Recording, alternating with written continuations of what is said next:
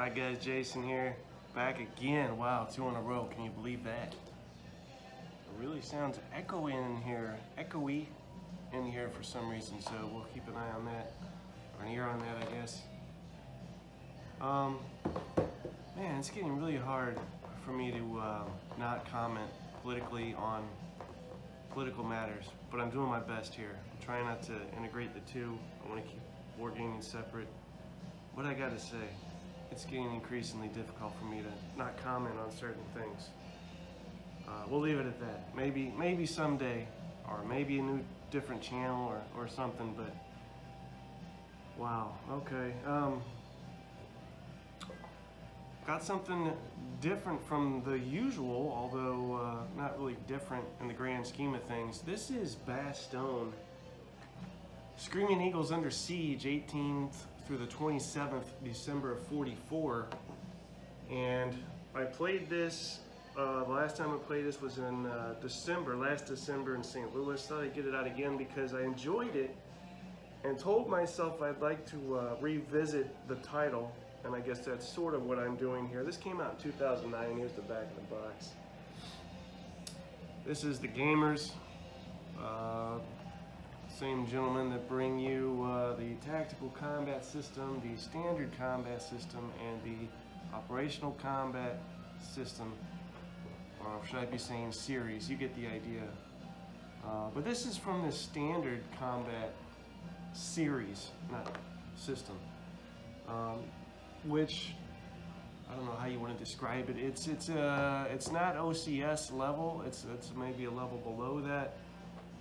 A little bit easier to pick up and learn. It doesn't make it any less of anything, although some people might argue it does. I like them both. I like OCS and I like the standard combat series as well. But I guess for a lighter, quicker gaming foray, the standard combat series is something that you might look into. Now, for those of you that are unfamiliar with this, you might get more out of this than this video than those of you that are more familiar with the SCS and OCS systems. Because I know there's a lot of you out there that probably have been reluctant to dive into this stuff. Maybe you're afraid it's too much. Just for whatever reason you're still on the fence. I guess this is going to be one of those types of videos. So as is standard, no pun intended, you're going to get a series rules booklet. And this is, just so happens to be version 1.7. You learn this, you know the series. So that goes the same for the TCS and OCS. You learn the series rules, you're good for all the games that come out. Now, you do have and will have oftentimes a game-specific rule book, and that's good because you want rules and flavor to reflect the particular battle you're gaming. You don't want it all to be generic and homogeneous. So you'll have, in that respect, oftentimes 2 rule books. Now don't be put off by that, because when you look at your game-specific rule book, like for this, for instance, you've only got, including examples, which one example is an entire page. Let's exclude examples. 1, 2, 4 pages of game-specific rules, and it hops right into your scenarios. And here's another thing I like about OCS and SCS. It isn't all just the blown-out campaign stuff. There's tons of scenarios in these games, and for those of you that are perhaps afraid that it's just too much to be gamed solo, that's not the case at all. Number of scenarios in these things.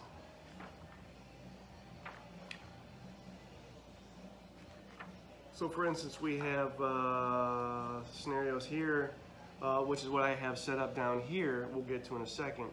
The Battle of Noville. And then you have the Battle for Longueuil. I can't say these. Mesuré and Nif. which is a small scenario, as is Noville, which is an extremely small introductory scenario. Then the battle for Bastogne proper, and scenario variants, and of course you can mix and mingle and fiddle with this on your own as well and create your own stuff. So in that respect, I guess this was a bad example because there's not a whole lot of scenarios in here, but typically you get a bevy of scenarios in these games to choose from, and a number of them are small enough to be gamed solo, which should not put anybody off as far as trying these things out for fear of that. So as I've made a habit of doing with videos like this, we'll go briefly over some of the rules for your and my benefit, and then get into some of the game here. So a lot of stuff, if you've wargamed before, that's going to be standard for you guys. Let's see, the sequence of play, you've got your movement and combat, then an exploitation phase, and a supply phase. So your zones of control are in here, and that's all very straightforward. You will pay 2 extra movement points to move into an enemy zone of control. There's some other factors that affect you. If you're in an enemy zone of control at the exploitation phases, the beginning of an exploitation phase, you cannot move. You can only attack units in your zone of control. If you retreat through an enemy zone of control, you're going to remove a step. Enemy zone of controls block supply lines. That's too loud.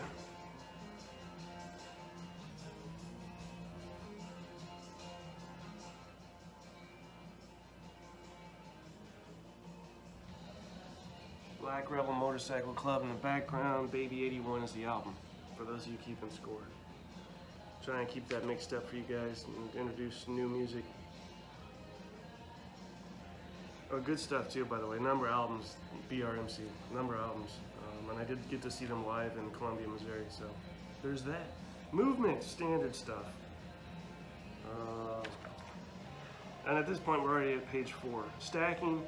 Now it says in the standard series rules, and that's probably still too loud. Stacking is going to be explained in detail according to the game specific rules. So with this particular game, it is 2 steps per hex, and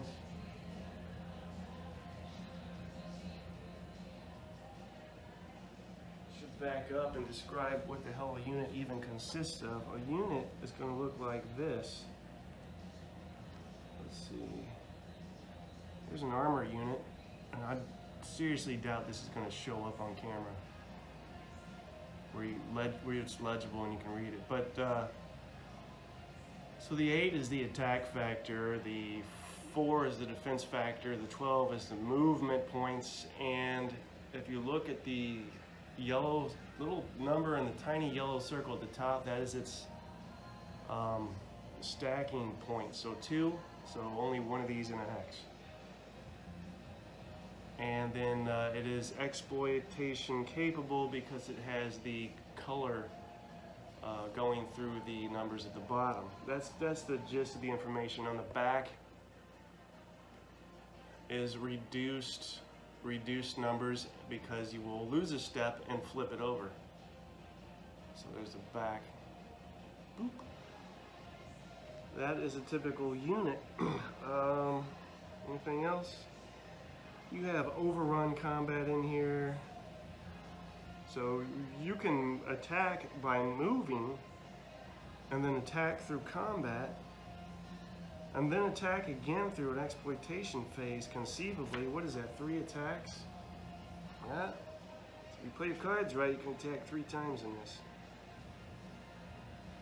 Combat is your basic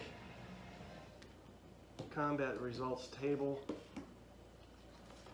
which is the chart at the top here. It has things that will affect the attacker, the defender, or both. Kind of old schooly, but it works. not too old schooly.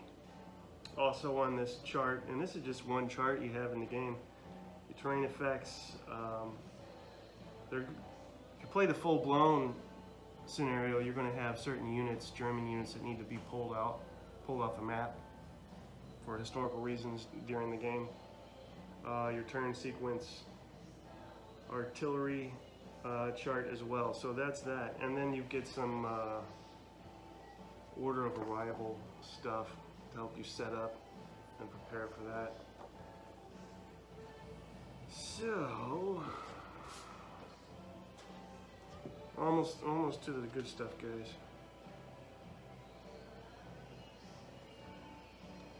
Let's see, restrictions on combat, nothing out of the ordinary here. You'll see how that works in a second. Step losses, retreats, advance after combat. Not the podcast. Is that podcast still going on, Advance After Combat? I used to love the early shows of that when Marshall was on. That guy's a hoot, man. Talk about loose cannon. God. He also went on to do the Messy Game Room. I've probably talked about this in the past. Now, I don't think he's done any in years, but if you want just Marshall, look up Messy Game Room. Supply lines, exploitation, etc. So that's the standard series rules for the game series.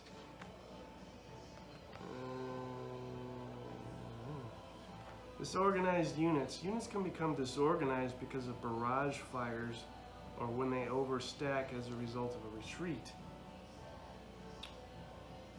Artillery and some weapon type units such as 88s, mortars, infantry guns, etc. can fire at hexes that are not adjacent to them.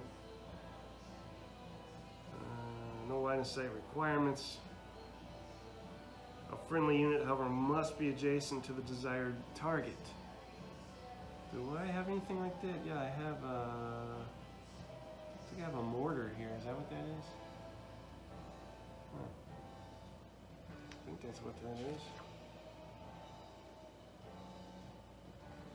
We have a German mortar unit. We also have, for this particular scenario, I'll hold off on that, because you need to see the map.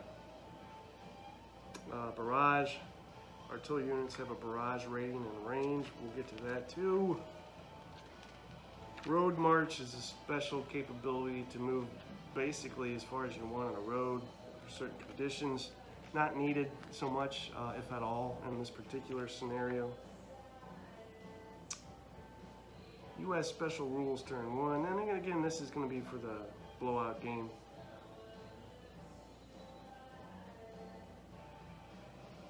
But, for those of you that are curious, you will have a snafu roll, which is kind of a random events thing. Every turn after turn 1, the U.S. player rolls on the team snafu table for additional ad hoc reinforcements.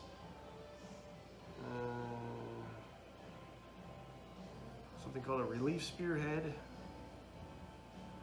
101st Airborne special rule. Airstrikes.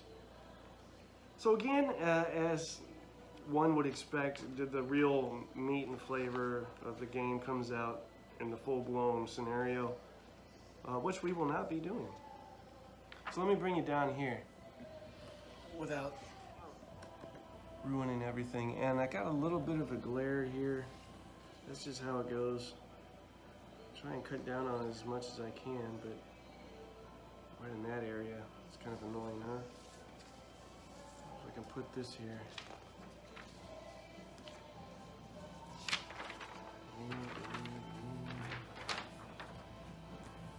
Well, anyway, yeah, that's too annoying though. I gotta fix that. How about that? Jesus. It's the light above, it is directly above that's causing this nonsense. I need to get some better lighting. So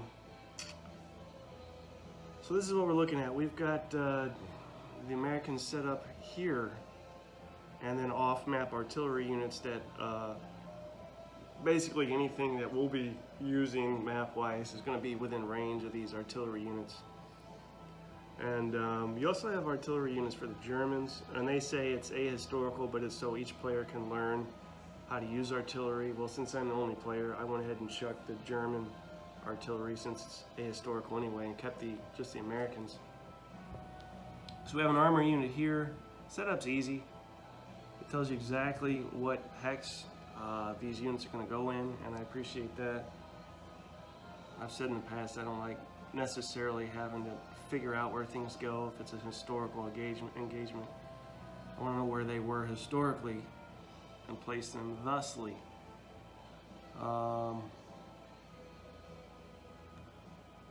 We got a unit in Foy, a unit in Novel. Let's go to the scenario and see what it says. How about that? Battle for Noville, introductory scenario. This scenario covers the defense of the village of Noville. It was designed as a primer for the game, specific rules, and preparation for the main campaign game. Road march is allowed here, but cannot swing off the designated map area.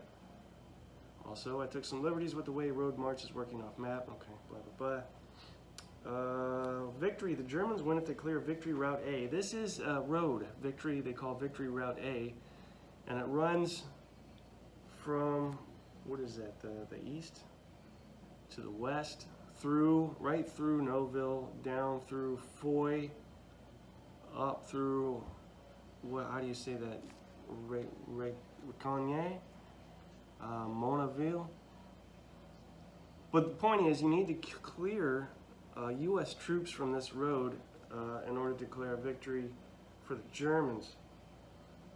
There's some other stipulations as well, but that's the main thing you need to concentrate on. These three green cubes represent the entry points for the first glob of German units, and then we have these two turns, I should add, turn 2 and turn 3. That's it. Extremely introductory. But we have our glob of German units that will enter on turn 2, and then another glob of German units that will enter on turn 3.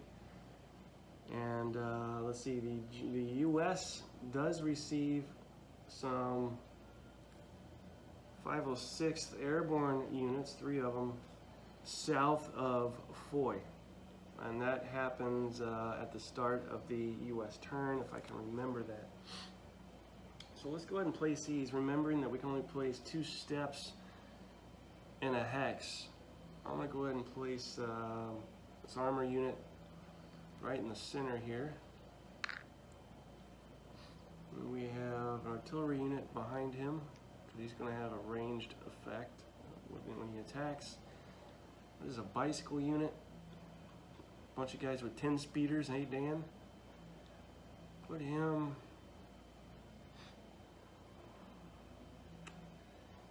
Put him here on the trail. And him up here. No, I don't want to put him up here. What's the point of doing that? Let's put him here. And him here. So that's the entry point for the Germans there. And this is von Bohn's unit, all these guys here. The Germans do go first. And let's go ahead and move this guy. That would be, it's half movement point for roads. That would be half 1. But moving adjacent to this enemy, his zone of control makes it 3, but he has a movement factor of 12, so nothing changes there. Movement points, this guy has 14, I think that's the mortar unit. Does not necessarily have to be adjacent to attack, but can be so. So for this wood stuff, that is 2 movement factors. So if we were to move him 1, 2, 3, 4, 5, 6, 7, that's half his movement allotment, but that suits us just fine. And then half 1, 1.5, 2.5, 3.5, 4.5, 5.5, 6.5, 7.5. He's still good as well. Move him there. Nobody is overstacked. And then we have, what else do we have? This bicycle unit riding down the trail. What's a trail? Trail is 1. 1, 2,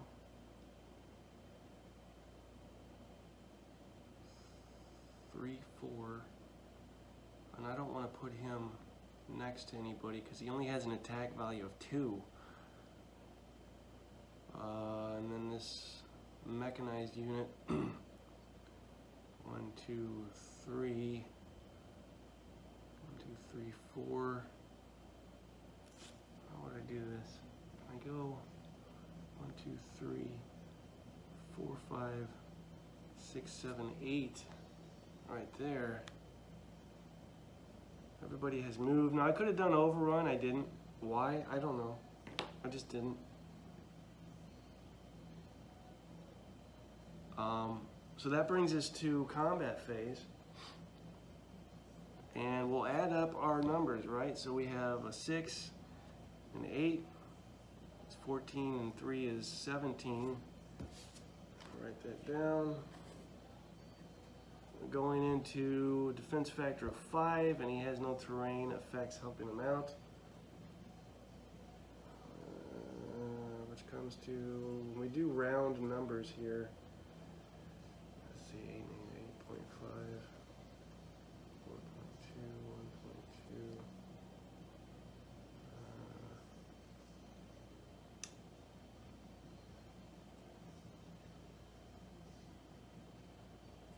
That's 4 to 1. So we'll go to our combat chart, mark the 4 to 1 column, and roll 2 6-sided dices. Dices. Higher the better, I believe. Ooh. High as you can get. We got a 12. That means defender suffers 2 step losses and retreats 4. Well, suffering the 2 step losses will eliminate him. And we have advance after combat, so let's move this armor unit in here. Newly vacated hex.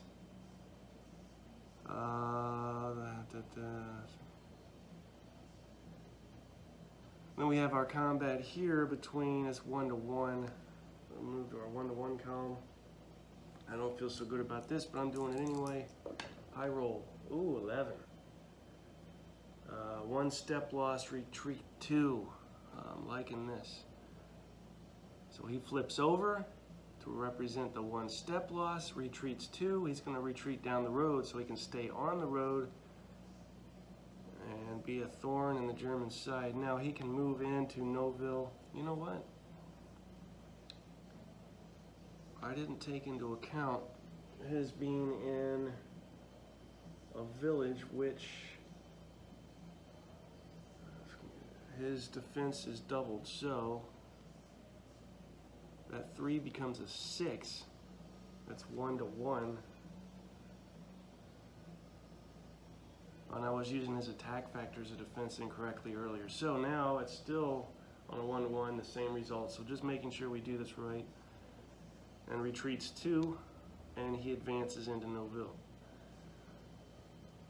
That leaves the exploitation phase. Now, this gentleman that just moved adjacent to this American unit, because he is in that enemy zone of control, cannot participate in exploitation.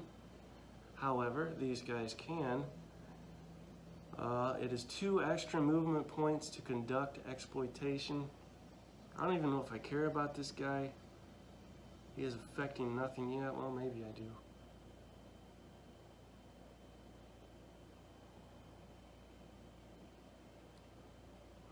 Let's go ahead and see if we can take him out.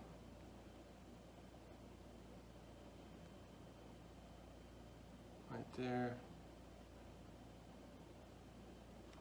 That would be... Let's see,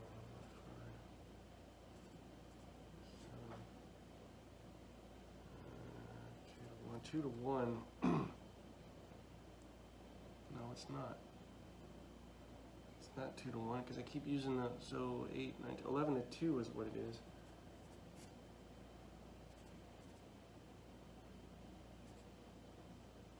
That is 3 to 1. Go to 3 to 1 column, roll it. And that's a terrible roll. I rolled a 2, and that means the attacker loses 1 step and retreats 1.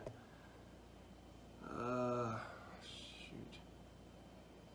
Loses one step and retreats. Well, he's done if I use him, so that mortar unit's gone.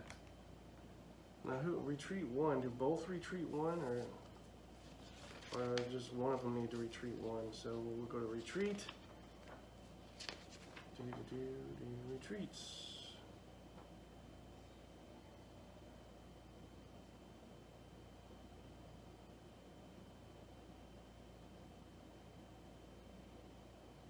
Units which cannot retreat or continue their retreat. Units can retreat only 2 or 3.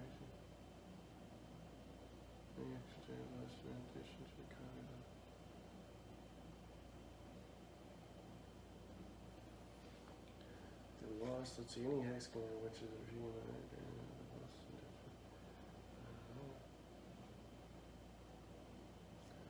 Saying he retreats 1 hex, that's fine, whatever. These guys, you got lucky there, you little armor unit guy. And that is of, I can't read it, Jesus. I was gonna read the name of the unit, but I can't read it. Let's see, that brings us to, we got this bicycle unit here. Does he want to exploit? Probably not. That would be 1-to-1. I don't want to do that. This guy might. Does he want to? Yeah, he does. So he rolls in here.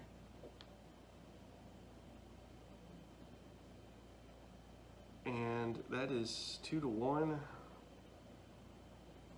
And he's got, does he have a defense? Yeah, he does. Good Lord. His defense, see, I keep forgetting this. He's in the woods, so his defense is doubled. That becomes a 6. Oh, God. No, see, that's a bad idea. So it's 1-to-1. Roll it up. Got a 7. We both lose a step. Alright, see how that goes? Flip him. Flipped. Flipped. Oh, he's gone. So now it is 2 American units eliminated to 1 German. And then that's the end of the Germans' phase there. We have taken over Neuville. And we're going to proceed south. Again, not too overly concerned about this armor unit up here. That's his problem, not mine.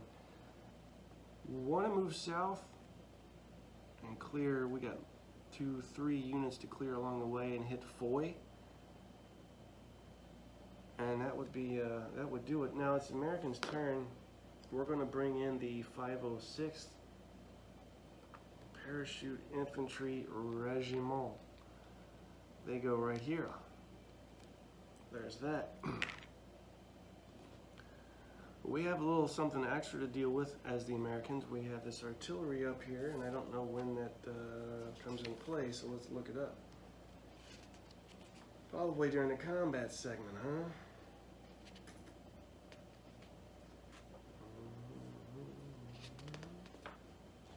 Let's check the game-specific rules on that. Ranged weapons. Yeah, alright, so movement. Let's move. Move him here. Move him here. Here. 6, so that would be, hold on, 1, 2, movement. Plus 1, 3, 4. He's got that. 1, 2, 3, 4. We want to clog, as the Americans, we want to clog up Victory Route A as much as possible. 1, 2, 3, 4, 5. And then him right here. So we've got the 506th now based in Foy and to the west of Foy. That's going to be it for American movement. And then we have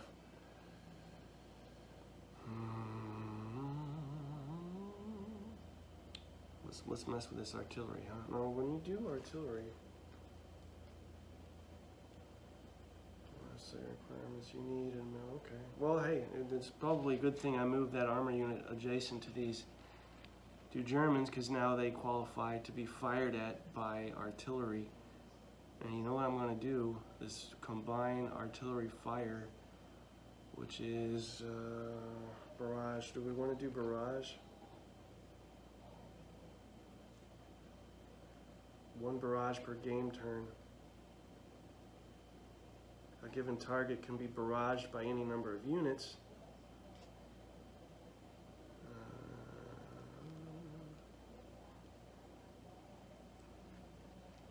Let's see. Barrage rating and range.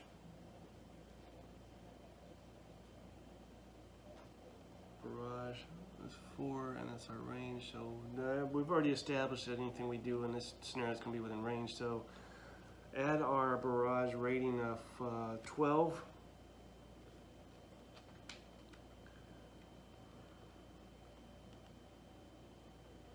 Each barraging unit barrages the target hex independently, so we do not add those, scratch that. But here's what we do. We roll 1 die for each barrage versus the target hex. Modify this roll for any terrain. He is in the open. Sucks to be him. If the modified roll is less than or equal to the barrage rating, all units in the target hex are disorganized. Barrage rating of 4. If it's less than 4, less than or equal to the barrage rating. So we're looking for 4 or less. We got nothing there. 4 or less. So we got 1 there, and we got 1 there. Now, additional disorganized results have no further effect. So we did get a disorganized, but we may potentially have something else going on here. There are no modifiers. Let's see. For each disorganized result against hex, roll 1 die. So he's disorganized.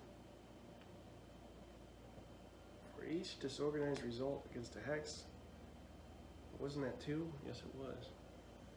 Roll 1 die. The firing unit is yellow artillery. The firing unit is yellow artillery, and they are. Then kill 1 step on a roll of 4 to 6. So we did get 1 step killed on this armor unit. He flips, he's disorganized, he's lost a step, and that is the barrage.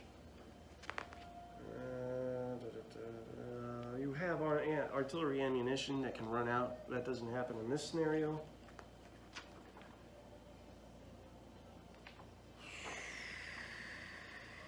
Journal lines are ready for me, however, must be adjacent.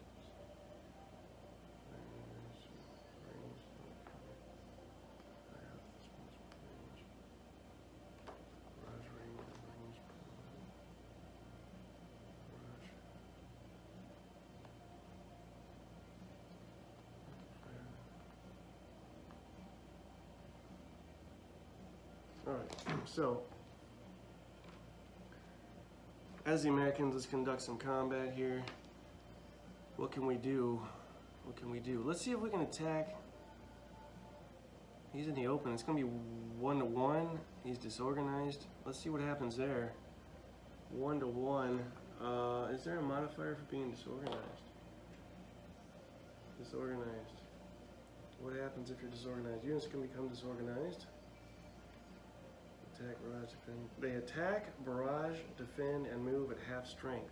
So, instead of a 3, he's actually a 1.5, which is a 2, but that's still going to be a 1 to 1. What does he get? He gets 6. Probably not going to be enough. It is not. In fact, as the attacker, I lose a step, and that's the only step I had. He's gone. He eliminated himself trying to wipe out the rest of this German armor unit. What else have we got? We've got a 1 to 1 here. Let's see if they fare any better. This is an armor unit against a headquarters. Huh. It's a 6. Guess what? attacker loses one step, he's already flipped, he's eliminated himself. Not going so good for the Americans. And that's it as far as what the Americans can do. We do have exploitation. Does anybody want to give that a shot? No. Because these one-to-ones are killing me. Literally. So that is it for turn 2. That brings us to turn 3, the last and final turn, as the Germans will begin this turn. When do you lose Disorganized?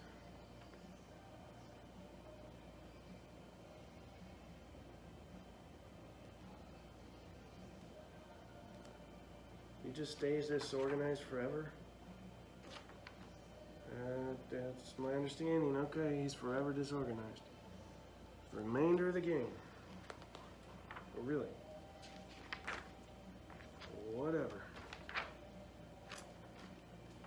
So we have another glob, as I call it, of German units entering, and they enter... Where do they enter? They enter... I've taken off my entry points. There was 2 main ones. Let's see.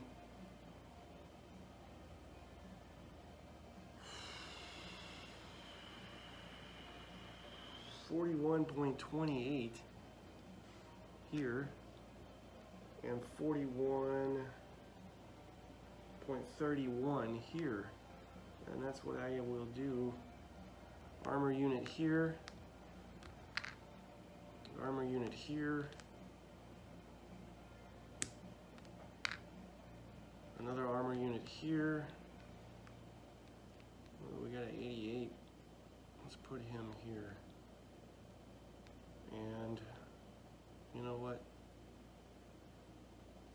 Let's put this guy here. Now it is a German movement phase. We don't have artillery but can barrage.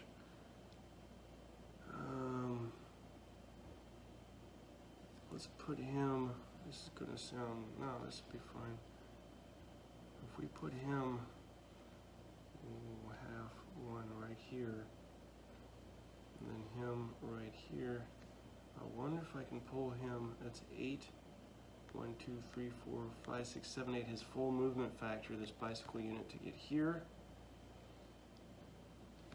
His movement is half because he's disorganized. That brings him to a 6. 1, 2, 3, 4, 5. Now, you don't really have to worry about it in this scenario, but you do also have supply, very, very minimalized, abstracted supply rules included in this game.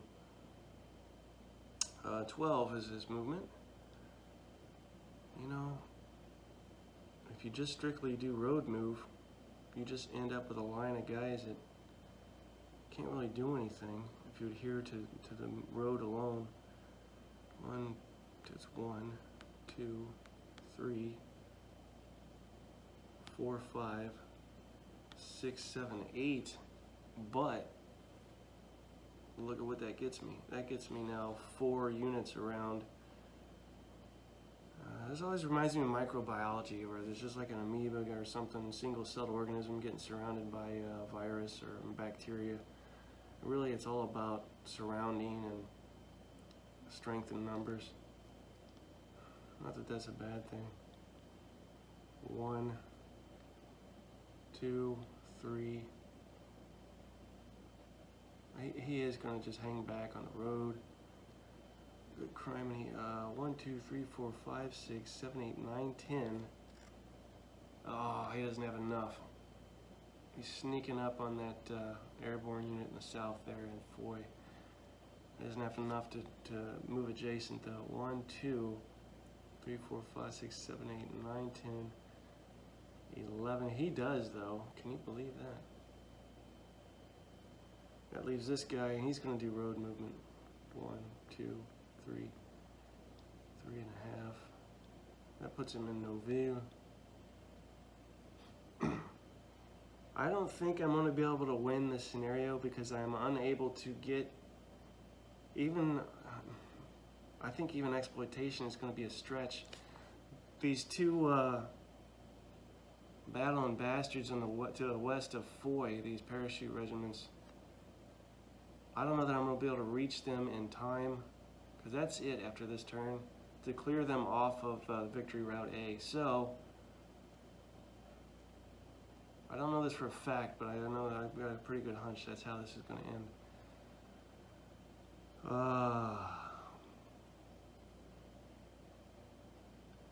I can't, you know, I moved next to him, but there's no point attacking him, the guy in Foy, because he is, has his defense doubled. His defense is 4, that becomes an 8. I only have an attack factor of 3. I don't want to touch that. You know what though, I could go, let's attack this armor unit. Is going to attack this engineer unit who only has a defense of 1. He has no defensive territorial advantage. So that is off the chart. It only goes up to 5-1 plus. He really has 9-1. Good criminy, I rolled as bad as I could roll. Jesus Christ. Guess what? He loses a strength point. 9-1 odds. And I've heard other people complain about this in the past. That these odds ratios are jacked. 9-1 odds, and the attacker loses a strength point. Can you believe that? Jesus Christ. All right, 6, 7, 8, 9, 10, 11, 12, going into 3. That's 4-1. Let's do it. 4-1. And this is the gist of the game. A lot of odds figuring out and surrounding and rolling on the combat results table. That's an 8. 7 and 8 are the same row for some reason. Defender loses a step and retreats 2. How many steps does he have? He has 1, so he's gone. Advance after combat. Gladly. Let's move this mech unit in.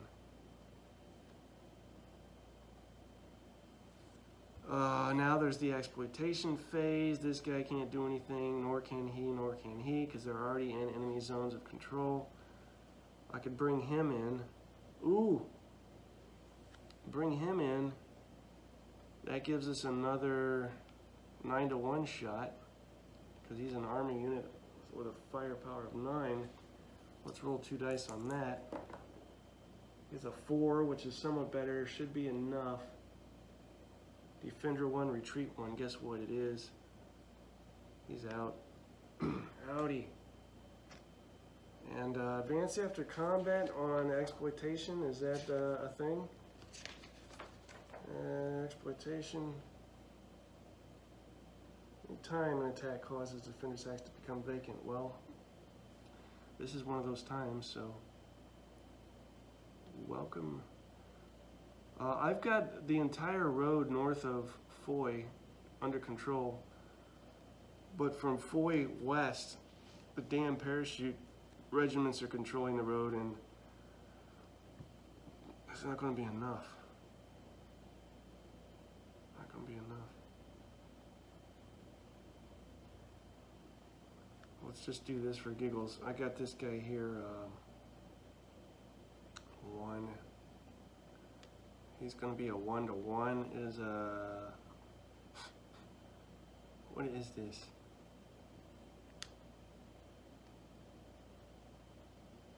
Headquarters unit.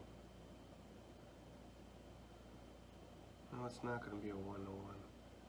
It's going to be a 1-2. I'm doing it anyway. 1-2, and let's just cross our fingers. Roll high. Unlike squad leader, we want to roll high 8. And we didn't. So he's eliminated himself. There's nothing else I can do as the Germans. Now the Americans, I'm going to run through them because there are a couple of guys here that could suffer a retreat result, and that forces them off the road. But even with that, that still leaves 1 parachute regiment on the damn road. Let's see what happens with this. And now that's going to be a 4-5, a 1-1. We're going to roll and get A 9.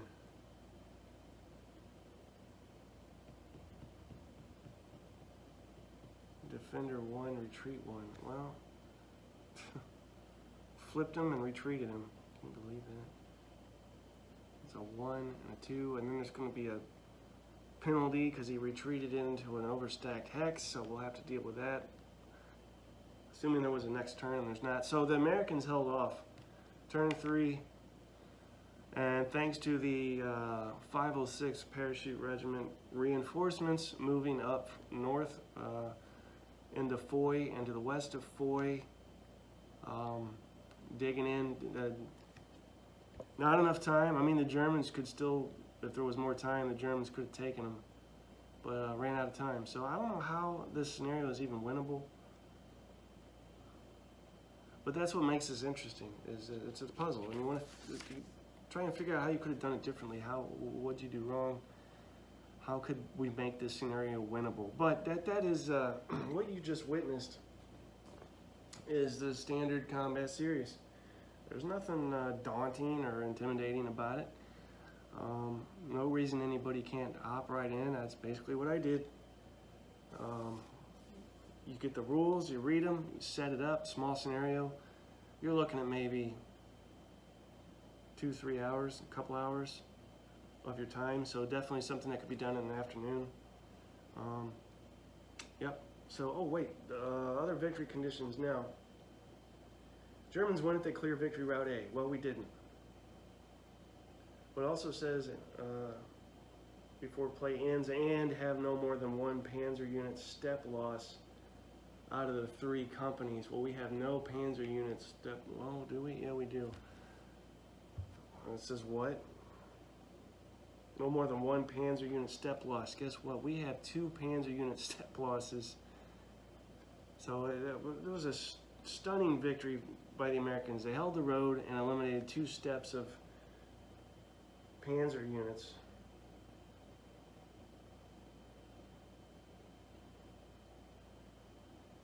Is that CO Koch? Yeah, the Germans sucked. Now, if I was to clear the road but still had those 2 Panzer losses, it would be a draw. Any other result is U.S. wins, so the U.S. wins, and that's again, yeah, that's standard combat series for you.